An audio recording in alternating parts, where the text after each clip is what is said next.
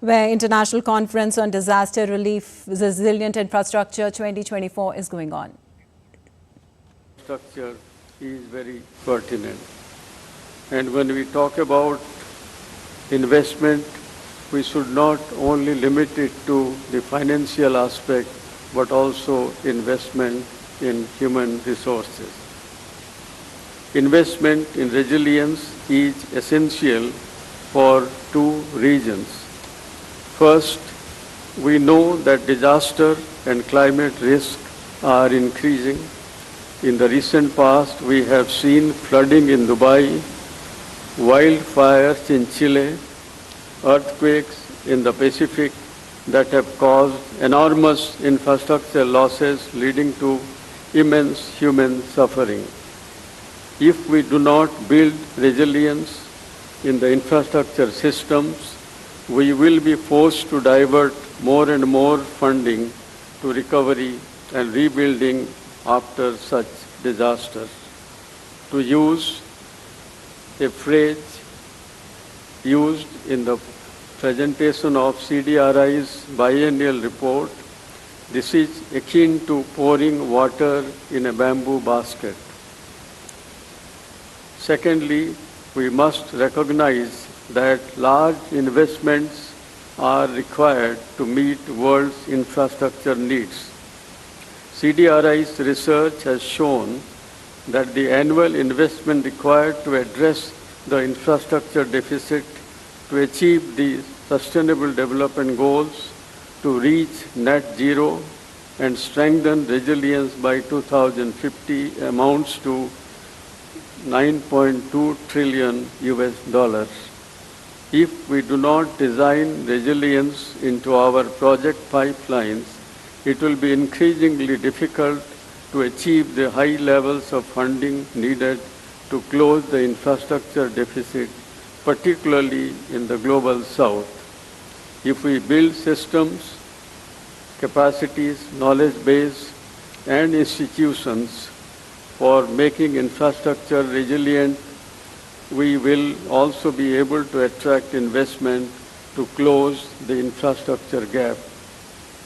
In India, we recognize that closing the infrastructure deficit and doing so in a manner that all new infrastructure is resilient goes hand in hand.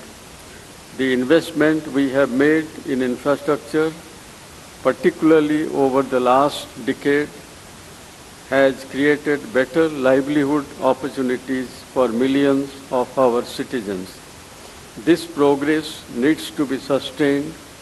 The infrastructure we build today needs to be resilient to present and future disaster risk for decades. In fact, our Prime Minister has given a clarion call to make India a developed country, Viksit Bharat, by 2047. Many other countries in the global south also aiming at becoming developed countries or developing faster. In all these cases, a lot of infrastructure is going to be built. Ensuring disaster and climate resilient infrastructure systems, particularly in the context of uncertainties posed by a changing climate, is a shared global challenge. This is the raison d'etre for CDRI. This is also why we put investment in resilience at the heart of all deliberations during the G20 presidency.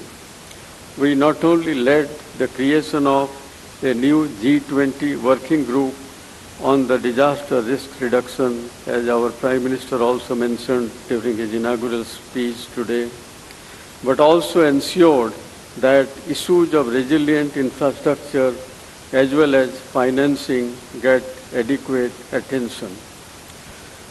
Almost exactly 1 year ago in Mumbai, the G20 DRR working group, with support from CDRI, ADB and UN DRR, held in-depth deliberations on financing disaster risk reduction. During our G20 presidency, we also emphasized the need for addressing issues of resilience in the infrastructure working group. The New Delhi Leaders' Declaration elevated the importance of working on innovative financing tools for disaster resilience, while acknowledging the need for augmenting the capabilities of all countries, including emerging economies, least developed countries, and small island developing states for promoting disaster and climate resilience of infrastructure systems. I hope this edition of ICDRI will build on these and other global policy processes. I would like to urge you to devote particular attention to three issues. First, we must create opportunities for better articulation of infrastructure challenges faced by the Global South. During the pandemic years, investment in infrastructure suffered setback, and lately we observe sustained revival. However, this rebound is highly unequal, with the developing countries lagging. We must ask ourselves why. On the one hand, there seems to be private and public capital looking for good investment opportunities, and on the other, there is a gap in infrastructure investment. How can we address this dichotomy? How can we find new ways to mobilize finance and incentivize investment in resilient infrastructure in the Global South? How can we use tools produced by CDRI and its partners such as Global Infrastructure Risk Model for infrastructure planning? Second, CDRI must be a comfortable space to share experiences. We know that nobody has all the answers, but all of us hold some pieces of this large jigsaw puzzle.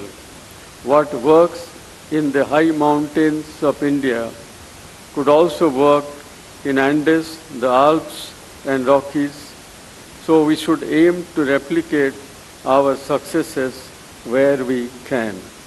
At the same time, we must avoid repeating what has not worked.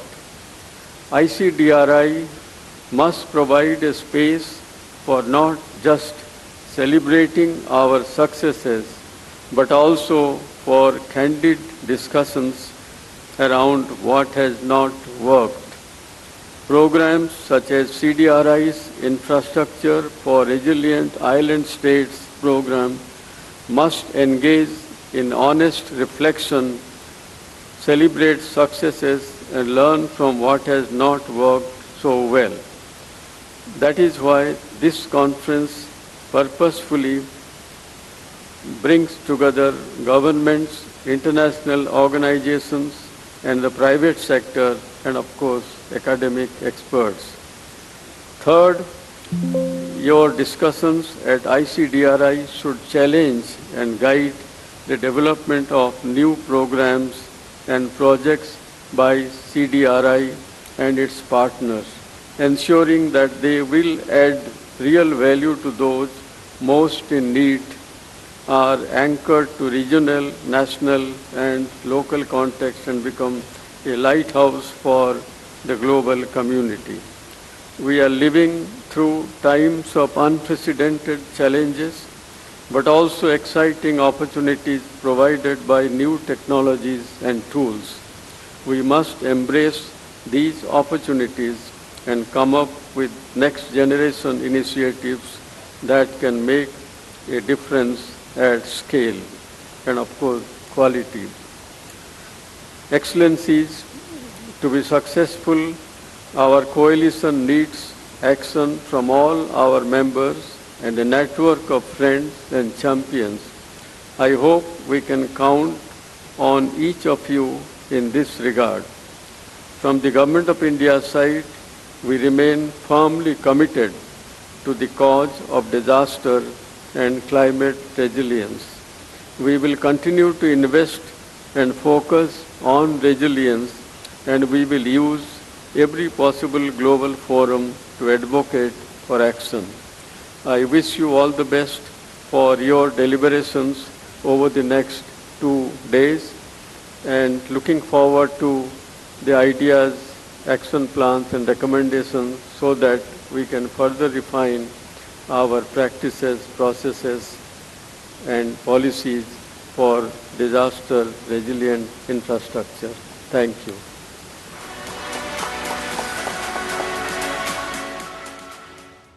Well, we were watching live from Bharat Mandapam, where Dr. P.K. Mishra, Principal Secretary to the PM, was addressing the International Conference on Disaster Resilient Infrastructure 2024. You're watching DD India News Hour now, India's voice to the world. I'm Lipakshi Kuranan, coming up in the next hour.